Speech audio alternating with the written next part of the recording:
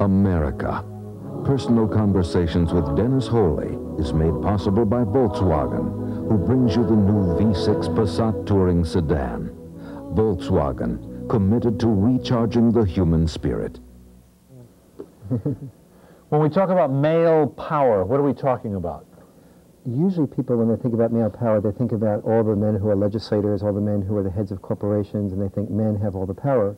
What I'm saying is that power is control over your life.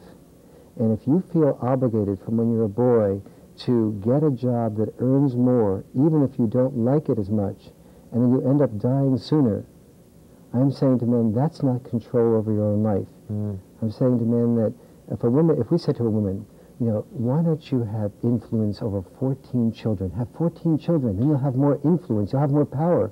Then we would say, I won't have more power, I'll have more work. But we say to men, you know, why don't you supervise 14 people rather than one person, then you'll have more power. Men say, oh, okay, we do. Well, is power tied to money? Well, power is tied to the ability to control one's life, and if you earn more money at something that you don't like to do in order to get other people, in order to provide for other people, like the children or your wife, and not to provide for what you want to do for fulfillment, then that's not power, that's serving others. That's a good thing to do, but it's not power, it's not control over your own life. So because women's role has historically been biological and men's role has been social, we've had to give men social incentives to do what men would not otherwise have chosen to do. So we give men medals to die in war. We give men special honors to play football, smash face. If we told women, you know, go out and get male approval by getting concussions, playing smash face with each other, or getting spinal cord injuries, no one would have difficulty recognizing that as the subsidizing of child abuse in the name of education. But when we subsidize boy abuse in high school, we all go out and we applaud for it, where with the same thing, if we were doing that for women, we would abhor it. Now, the view currently is that we live in a male-dominated society. At least that's the headline. Who's been putting out that headline, and is it true? Well, everyone's been putting it out because men have brought the belief that earning more money that someone else spends is dominance. In Japan, for example, which we think of as the quintessential male-dominated society, the Japanese boys are trained by education mamas to go to the right kindergarten, the right first grade, and right on through to college. And they learn very early that no woman will want them if they are not a salaried man. And so, and if they are a man who doesn't provide for a woman has always been either ostracized or ignored, whether it's been the gay man, the Native American Indian man who was very revered when he was providing for women, but as soon as we conquered the Native Americans and we confined them to the reservations of their defeat, they became the laughing stock and they became ridiculed. Black men who didn't perform for women became the laughing stock. And now since we've gotten divorces and white middle-class American men don't take care of women for a lifetime, they've become the subject of male bashing. You say that men are the disposable sex? How so? In a number of different ways. They're disposable in part as fathers. When there's a divorce and the woman says, I want full custody over the child, it's almost impossible for the man to get custody over that child. So he serves the interest of being the child's wallet. He might be sued for paying child support, but he doesn't have, oftentimes he doesn't even have rights to visitation. He's a disposable sex in the sense that 94% of the men who die at work in the hazardous jobs, the people who die at work, 94% of them are men. He's disposable in the sense that 15 of the leading causes of death all are subject to men dying sooner than women.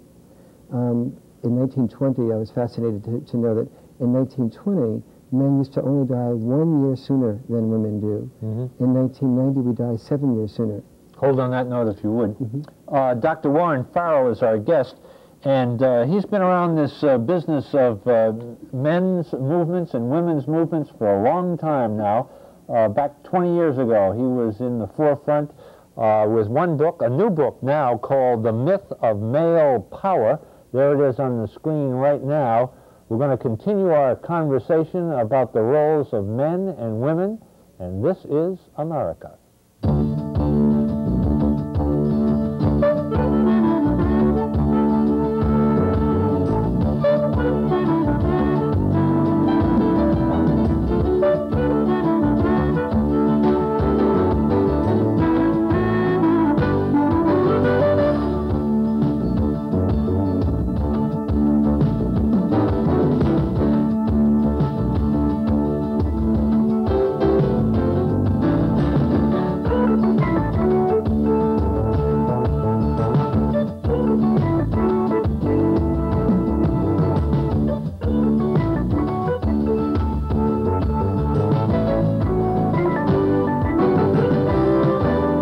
chair and to hold the boy in dance position, and with the women leading in the dance position.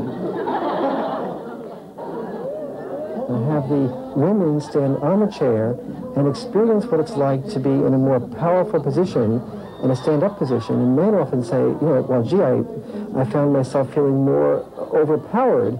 And in fact, when the woman came down and kissed me, my neck was hurting because I was having to, you know, lean up to be kissed by her. So it's the beginning of helping people understand what it's like to be in the other sex's shoes. She kept holding me saying, look out, you know. I felt manipulated, like she had control over the situation, which it isn't supposed to be. I mean, she was... Now, that tape was done how long ago?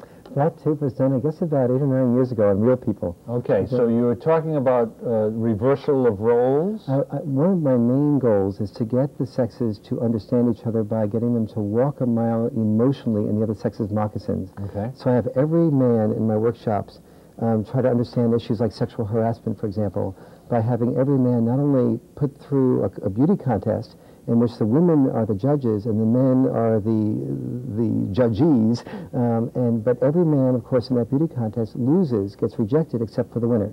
And so what the men begin to understand is the love-hate relationship that a lot of women have with their bodies, and they begin to sort of feel like what it's like to be objectified. Conversely, a lot of times we hear when we talk about sexual harassment issues or date rape issues that men have the power, that men ask the women out. And so I have all the women reverse roles and ask the men out. And the men play a little bit hard to get. And the women are all sweating and they feel not powerful, but they feel powerless. And suddenly women get it, that being expected to ask out somebody else who you're not sure whether or not they like you does not feel powerful. It feels very undermining almost. You suggested that the way it works in America is that men and women have various roles that they play, they act out, right? Go ahead.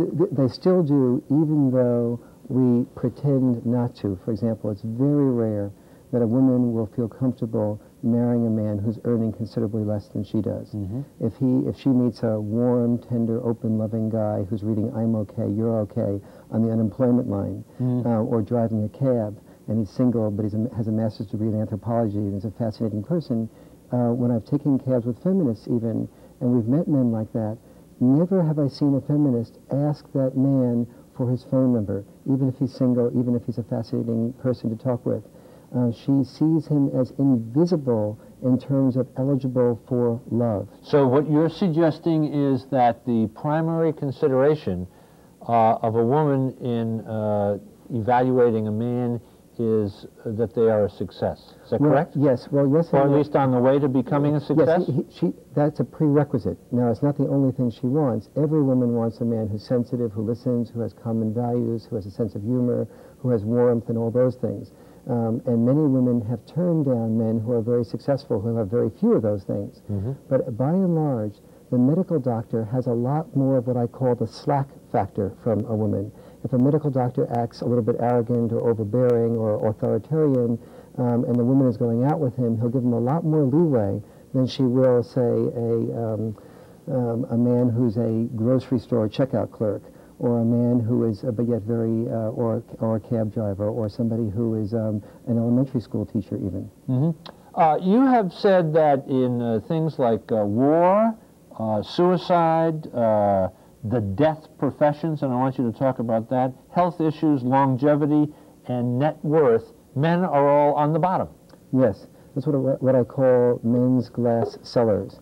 Just like we have the glass ceilings that women are prevented from getting into, we have men encouraged into taking professions like all the dangerous professions like logging and trucking. Whenever you see a trucker, you're looking at somebody who has one of the highest possibilities of any occupational group of dying. But don't men just gravitate there, Warren, because they're more physical jobs and that's suited more for a man than a woman? Certainly that's part of the reason, but there's a much deeper reason. If you take any cab, and any woman as well as any man practically can drive, and you ask the cab driver what was his goal in his early life, and he'll tell you oftentimes, I wanted to write, or I wanted to do this, and something adventurous, something creative.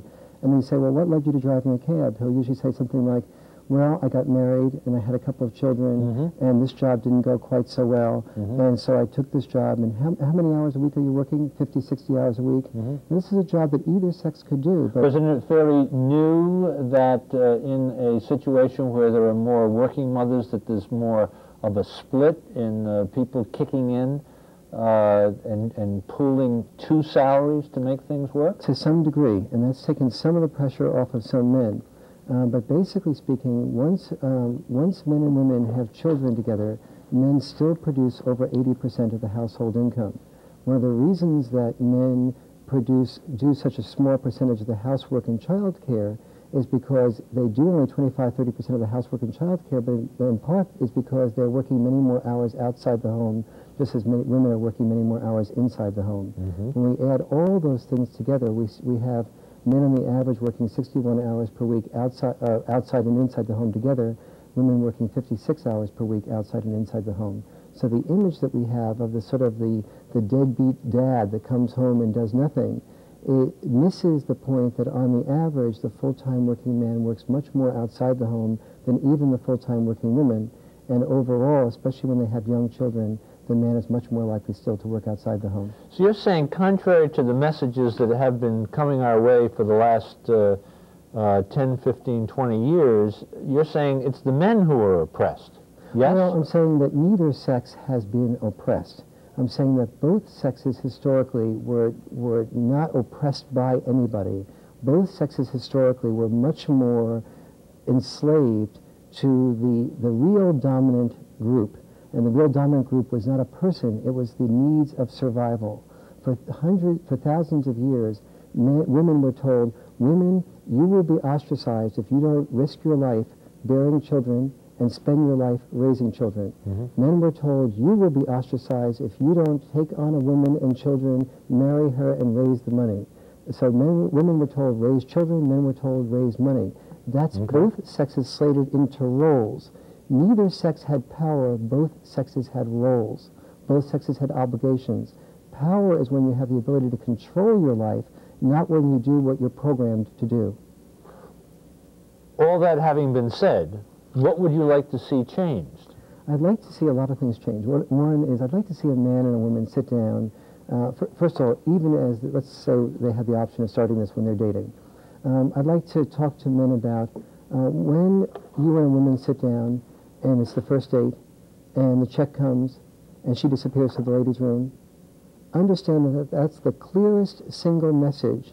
If she doesn't volunteer with you to share the check, or to pick it up this time and you pick it up the next time, or vice versa, that there's a message there that she is interested in her money as her money, but your money becomes spent on her when it's the two of you spending something together.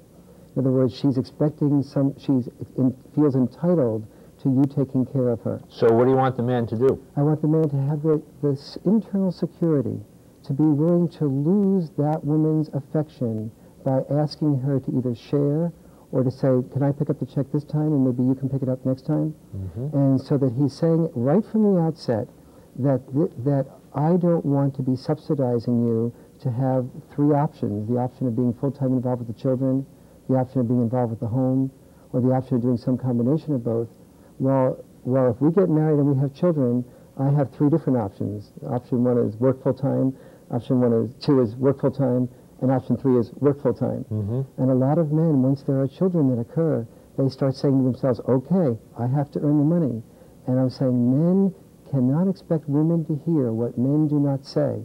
And as of this point in history, women can't be expected to hear men because we haven't done our homework. We haven't seen all the discrimination that is out there. We hear things about health issues and we say, the health issue, that women's health is more discriminated against than men's health. Not true. I think you said if you take a look at breast cancer or cancer of the prostate, that there were some parallel numbers, but all the focus seems to be on the breast cancer and the research. I'm a very strong supporter of research for breast cancer and research for all female health. And yet I also ask us to look to be inclusive rather than exclusive and recognize that almost as many men die of prostate cancer as women do of breast cancer, and that we have 660% as much research allocated to female breast cancer as we do to male prostate cancer. You said the net worth of women is higher than the net worth of men. Mm-hmm.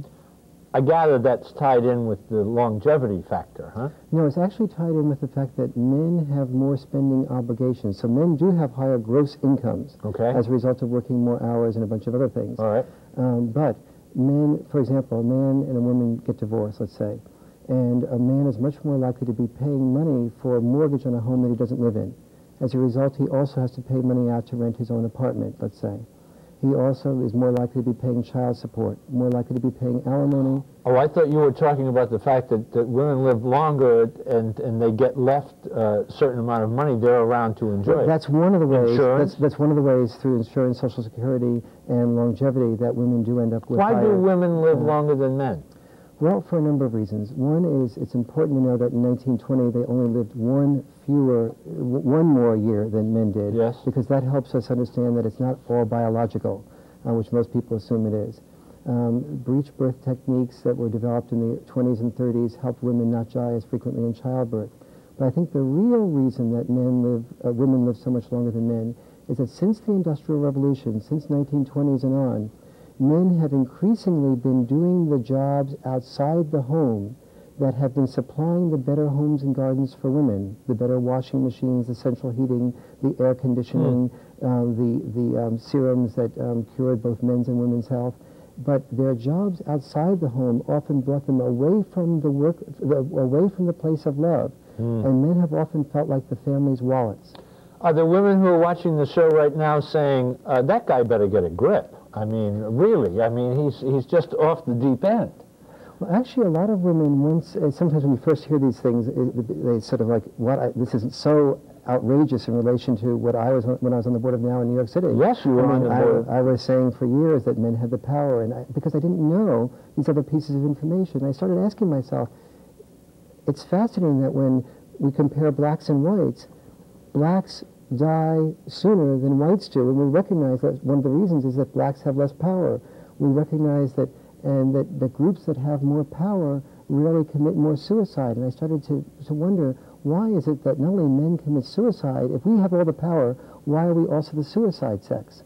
And why is it that men commit suicide at the age of 85 1,350% as much as women do at the age of 85, and yet we say men have the power? There's something else going on here, and even though I was doing very well financially, speaking on behalf of the women's movement, my integrity said to me, I have to look at something more. The whole picture is not being included here. Born in New York City, you? Yes. And tell me a little bit about your family, your dad and your mom, and what you were learning from them on the way up. My dad was an accountant, and I saw him work very hard. My mom worked very hard at home. She had 2 children for a while, and then when I was 13, had a third son, Wayne. I think it was impactful for me that my mother had died after going through some bouts of depression. I was never quite sure whether she committed suicide or whether she died as a result of something else that was more accidental. And so when the women's movement came along, and I had heard my mother talking about things like the importance of being able to have her own source of income and being able to spend the way she wanted to spend without having to go like a welfare recipient to my dad, all that made real sense to me, and I supported the women's movement very strongly. But then later in my life, as I also began to see things like, I saw my brother Wayne go mountain climbing, cross-country skiing with his woman friend, and he walked out in front of his woman friend to check out an area that they both knew was dangerous. They didn't both go out together. He went out and checked out the danger. An avalanche came along and buried him 40 feet under. And I started asking myself, why did he automatically assume that he had to do that alone? How do men and women both play into this assumption that if there's a robber in the house, the man gets out of bed and he checks it out. They don't both go out of bed and both check it out. And I started beginning to say, is this power to expose yourself to death so frequently and to expect your lifespan to be at jeopardy, to be in a sense the disposable sex? Almost like The Bodyguard? Yes, actually, in many ways, and I'm saying all this, but I'm not beyond this myself. I remember some years ago, I'm walking in the woods with a woman friend, and somebody jumped out from the woods and into our path, and within a tenth of a second, I jumped in front to protect the woman jumped back to be protected. But maybe that's the natural instinct, huh? It probably is a natural instinct, and these instincts for women to choose men who are protectors was functional for thousands of years. That's what we did to survive. But what I was saying in the myth of male power is that for the first time in human history, choosing men who are protectors who can kill used to lead to survival of the fittest. Now, with nuclear technology, choosing the killer-protector male will eventually lead to the destruction of everyone.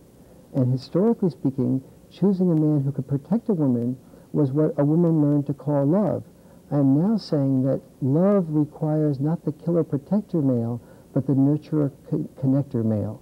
And men need to be encouraged to connect and nurture rather than develop the lack of feelings, the lack of value of self, and the lack of self-esteem that comes with automatically assuming that he has to risk his life to be a woman's bodyguard. So, men, we have to do some learning, some serious learning, is what you're saying. The next step is totally up to men.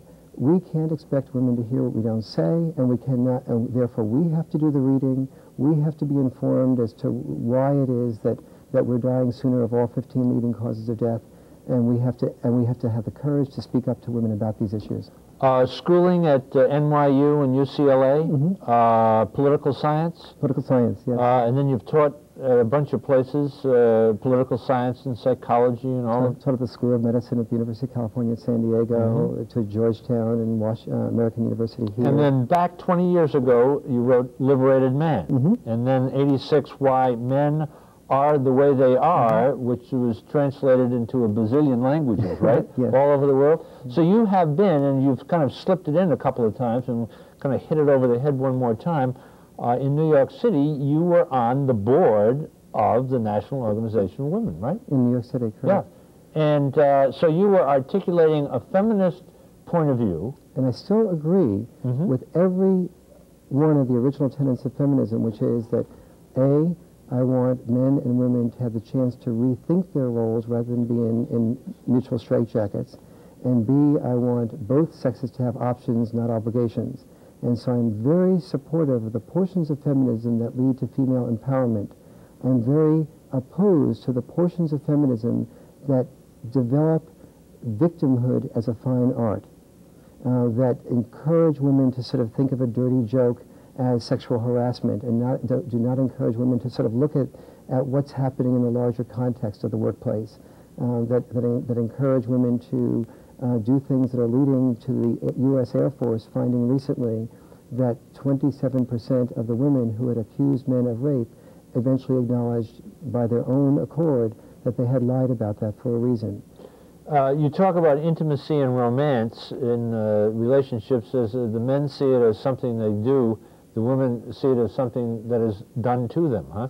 Yes, to some degree, and what I'm saying to men is that we have to stop paying for intimacy. We have to, and because when we assume that we're the ones that pay for intimacy and pay for sexuality, we start going off and producing money. And producing money usually takes us away from the women that we love. So the things that we do to get love, like succeeding, take us away from love. And that becomes the male catch-22. One of the things that happens in America is that no one pays men to love. Warren Farrell is our guest, and his book, The Myth of Male Power, there it is on the screen right now.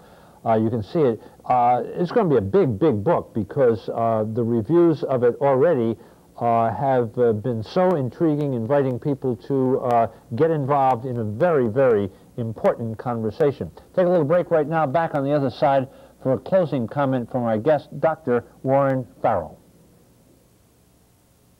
America. Personal Conversations with Dennis Wholley was made possible by Volkswagen, who brings you the new V6 Passat Touring Sedan. Volkswagen, committed to recharging the human spirit. Oh, we have so much to talk about, hostility and victims and so on and so forth, but I want to put one word on the table for you to run with. Commitment for men and women in relationships. What does that word commitment mean? It means committing yourself to listening rather than just talking, committing yourself to a constant involvement in making sure that your partner feels that they have a safe environment to have the most negative feelings that they have expressed. Because when both people feel that someone else understands them, I've never had a couple come to me and say, Warren, I want a divorce, my partner understands me. Needs. We all have needs, right? And we really need each other, don't we, as well? We need each other enormously, and this should be a period in history rather than talking about victimhood, we should be celebrating that we have the opportunity for a new definition of love that we've never had in history before. Not love based on roles, divided roles that led to divided interests, but overlapping roles that lead to overlapping interests. Are you a voice crying in the wilderness, or do you see other people kind of following along? I think there's a lot of people out there that feel the way I do about this. So you're hopeful? I really am hopeful, yes.